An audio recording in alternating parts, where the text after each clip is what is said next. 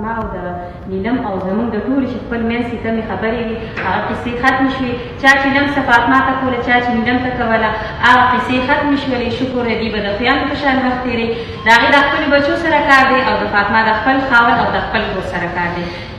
بالکل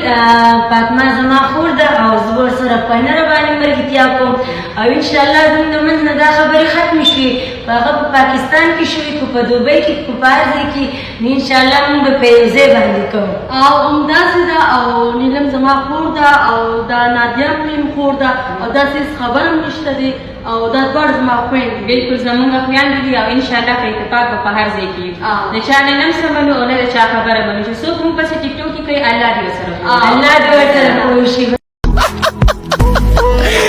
هاي الله دې نکړي چې زمونږ ترمنځ روغ راشي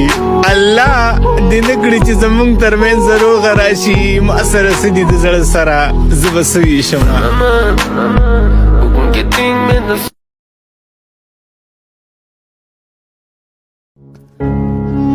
چاته مو زړه چاته مو ځان چاته جانان وویل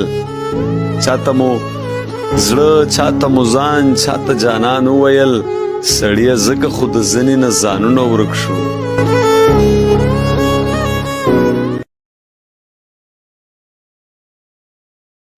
السلام علیکم ګرانو مینوالو زه یم مریم خان